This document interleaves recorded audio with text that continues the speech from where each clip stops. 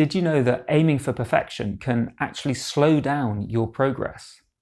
Here's an explanation of the situations when that might happen and what you can do about it. Hi, I'm Morley-Fletcher from Play in the Zone, and I bring you regular tips on how to improve much faster as a musician and enjoy your music more by developing your mindset and your mental skills. And in this particular case, this is really relevant to you as musicians, but it totally applies to pretty much all other areas of life as well. Now, at first glance, perfection seems like a really good target to aim for. Who wouldn't want to do a better job at something? But the thing that you want to think about here is, what is your real aim? Is it to be as good as possible in the very next thing that you're doing? Or is it to constantly improve and get better and better over the long term, so that not just this one-off time, but way down the road in the future, you are playing great music, creating great things, all that sort of stuff on a consistent basis? Because it turns out there is a trade-off to be made here. So if I am totally focused on making the next thing that I do totally perfect, then that is actually going to reduce my ability in a lot of cases to improve in the long term. So let's look at why that works. So thinking about going out and giving my next performance, thinking about writing a new piece of music, anything like that, one of the ways that I can improve the fastest is just getting regular feedback. Doing it lots of times, going through, putting stuff out there, seeing how well it works, that feedback on which bits were good, which bits weren't good, going and working on the bits that need improvement, putting it out there again, getting more feedback, going round and round that feedback loop. And that really accelerates your learning, rather than the situation where you're just thinking, okay, I've got to get this next thing perfect. You don't really see the results of that until it's out there. And the problem with this is, if my aim is to get quick, regular feedback, and I'm not focused on making any individual one thing perfect, I can put lots of creative things out there much faster, much more regularly than if I'm waiting to get it perfect. So if it's writing new songs and I'm not concerned about getting them absolutely the best that they can be, I can churn them out at a rate of maybe, one song a day, say. Whereas if I'm trying to get each song perfect, it's going to take me, a week, almost certainly more than that. It might take me a month to complete a song, because I'm just tweaking things, I'm fiddling with things and just trying to get it absolutely perfect. And yes, that next song, when I've spent a month on it, is going to be better than the one where I've just put it out in a day. So at your first glance, that seems like, well, it's working. But look at what happens over time. And let's even say, actually, it only takes me a week to put out a song when I'm striving for perfection. Not such a big gap as you might think. But let's see what happens in a month. In a month, if I'm striving for perfection there, I've written 4 new songs. So I've had 4 chances to learn, what's working well, what isn't.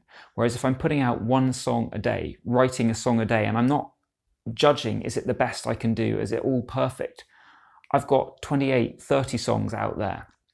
And over a month's time, that is a huge amount of chance for learning. You'll see what works, you'll see what doesn't. You'll have a chance to reiterate, to try things again. And that learning cycle is just going around much, much faster. And in a month's time, let's even look at 6 months' time. 6 months, looking at 24 songs or so, which is still a lot. If we're going quite fast for perfection and writing 1 a week, but versus 180 if I'm putting them out at 1 a day. And that growth, that improvement is going to be slow at first, but just consider the difference. How much can I learn from writing 24 songs versus writing 180 songs? It doesn't matter that I'm putting less time into each one. It doesn't matter that they're not perfect. There is no way that I'm not going to learn a huge amount by doing this.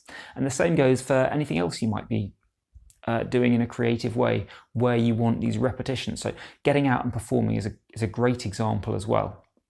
I don't always want to be spending the time to get that next performance absolutely perfect, versus getting it good enough where I can get out there, I can perform something and I can get that feedback and I can learn from it. Oh, this bit over here was actually better than I thought. Maybe I don't need to worry so much about spending ages on that in the future, but this bit here, which I thought was going to be fine, that was a problem. And I hadn't realized that's where I had to put my work in. So now I've changed what I'm practicing, what I'm working on, and I can go around that loop and get better much faster. And a really handy rule of thumb for this is to think about getting something about 80% as good as you can before putting it out there. It's not exact. You might want to go slightly different, and you'll never know this for sure. But as with everything, to get something to 50% of the quality is going to take a pretty short amount of time. To get it up to 80% maybe doesn't take that much longer. To get from 80% to 90%, you're putting in way more time. And then the closer you get to getting it perfect to 100%, you're putting in many times more time and effort for a very, very small gain. So thinking in your mind here about something like, well, let's aim for 80% of as good as I can get it. It's going to be a nice balance between you putting out something that is still a decent quality. We're not talking about putting out rubbish. We're not talking about going and performing when you're totally unprepared and you're going to fall flat on your face. We're just saying, how do you strike that balance where you're good enough for it to be meaningful, but you're moving fast enough that you can really learn, you can put things, you can get that feedback loop going and accelerate the progress from checking in on a regular basis and just putting out a quantity of material. Because quite apart from the feedback, writing one song as well as you absolutely can, you're going to learn some stuff from that. You're going to learn a lot for sure, but it's just one example. You're not going to run into some of the different things that will come up when you try a slightly different song and you're looking for a bit to fit in there that wasn't in the first one. Or you run into a slightly different problem of, oh, I'm getting stuck on this bit, which wasn't the one that you got stuck on the first one. The more different opportunities, slightly different variations you get out there, and the more different performances you go and do, the more different challenges will crop up, the more different rewarding bits will crop up. And so by doing more different attempts, you learn a whole lot more. And I want to give you a practical example here of how I'm actually doing this myself. And I'm doing it right now with these videos that I'm making for you, because there is a whole lot more that I could do to make them better. I could spend ages writing the perfect script. I could spend ages memorizing it so I can get the words right in front of the camera, rather than as I'm doing now. As you can probably tell, I've just got an idea and I'm talking about it as it comes up. If I scripted it, would it be better? Yes, probably. If I spent ages afterwards editing in all sorts of other nice visuals, the perfect edit. What if I set up more cameras to record things so I could get some cool different viewpoints, all sorts of things like that. These are all things that I can do, but it gets in the way of me putting lots of videos out there, of making things quickly so I can see what works. And the other way to look at it is it gets in the way of me giving value to you, because all those things that I could do would be nice, but they're adding a little bit of extra benefit on top. It's not the same as the benefit from creating a whole new video with hopefully a really helpful topic for you. So this is something that I find uncomfortable. There are lots of things that I would like to do better. You'll notice stuff here where I've stumbled, I've said the wrong word, I've repeated words, and I could go back and edit that out. I could go and do another take and spend a bit longer recording and a bit longer editing. But I don't need to, because I know that I'm going to get better at what I'm doing quicker by just doing it this way. And I think I can hopefully help you better this way by having more helpful content for you to watch. So we'll see how that goes, and you be the judge of that rather than me. But this really comes down to the mindset issue that is going to challenge you, going to potentially hold you back. It is that thinking, but I'm doing the right thing because I want to make this as good as I can. And I want you to just change your thinking on that slightly and say, what is the right approach so that in a year's time, I'm as good as I can be, so that in 3 years' time, I'm as good as I can be. And I think when you think about it in this way, you'll realize that it is not to spend all your time chasing perfection.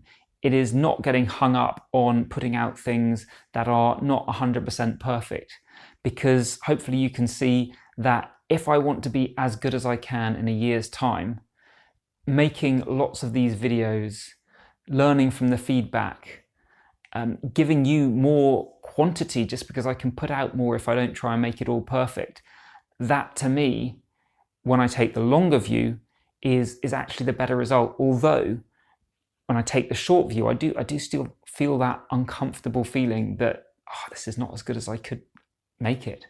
And that bothers me. But I override that by seeing the bigger picture and realizing that what matters to me more, even more, is how good can my overall contribution be? How much progress, progress can I make overall? And that's what keeps me happy about these things. Now, I definitely recommend checking out my video on whether the desire to look good is maybe keeping you from getting good next. And if you'd like the special practice and performance tips that I only share with subscribers, then head on over to playinthezone.com and sign up for the emails. They're free. I've been Morley-Fletcher. Thanks so much for watching. Take care, and I'll see you in the next video.